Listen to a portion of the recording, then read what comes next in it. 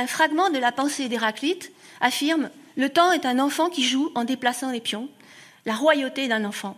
Et c'est ainsi que je conçois la seconde vie qui s'ouvre aux retraités éveillés. Pour revenir au promeneur solitaire de Rousseau, on peut se demander si le marcheur est vraiment oisif en contemplant le monde. Goûtant au charme de la nature infinie, Rousseau se met à herboriser sans jamais cesser d'écrire. Et c'est du travail. Oui, c'est du travail au sens de l'œuvre, ergon, mais pas au sens de la peine, ponos. Oui, c'est de la donation de forme, c'est de la mise au monde d'une réalité nouvelle, comme une femme qui accouche et met au monde un enfant, mais c'est pas une torture au sens du tripalium. Comme le remarque Rousseau dans la 3e promenade, cette activité crépusculaire est une manière de revivre. C'est de cette époque que je puis dater mon entier renoncement au monde et ce goût vif pour la solitude qui ne m'a plus quitté depuis ce temps-là. L'ouvrage que j'entreprenais ne pouvait s'exécuter que dans une retraite absolue. Il demandait de longues et paisibles méditations que le tumulte de la société ne souffre pas. Il se peut qu'une telle retraite, une seconde vie, selon le philosophe François Julien, ne soit donnée qu'à une infime minorité, je le regrette. C'est pourquoi l'activité tournée vers le monde, vers la société, apparaît le plus souvent comme un remède à l'ennui qui ronge le retraité inactif. Mais pour en arriver à cette seconde vie, il faut toute l'expérience d'une vie qui ne se laisse pas engluer dans l'ordre du monde, qui est revenue de l'illusion romantique d'une grande rupture ou de la table rase qui permettrait de tout recommencer.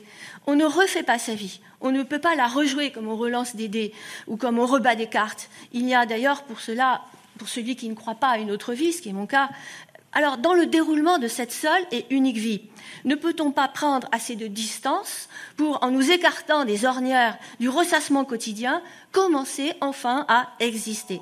Et le moment de la retraite, s'il reste assez préservé des maux de la vieillesse, pour un temps du moins, le temps qui reste, ne serait-il pas une chance offerte de laisser advenir toutes les ressources accumulées, mais rester silencieuses?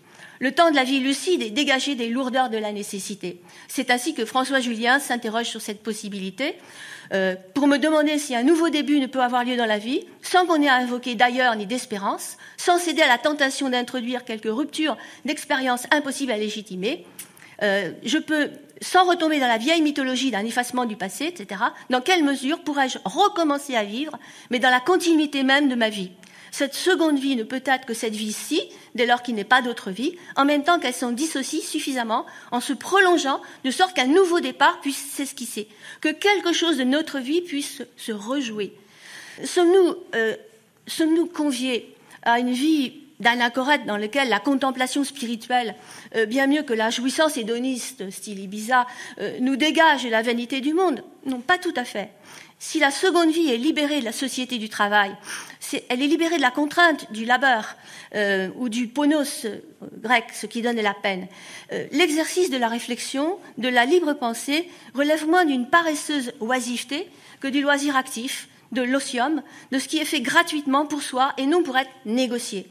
Le travail comme marchandise et objet de l'économie lucrative apparaît comme le principal obstacle à la vie enfin devenue lucide. Et il en va de même pour toutes les formes d'activité socialisée qui maintiennent l'intelligence sous l'emprise du divertissement.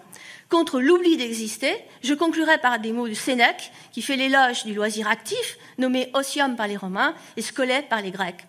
Et c'est là la vraie finalité de l'existence.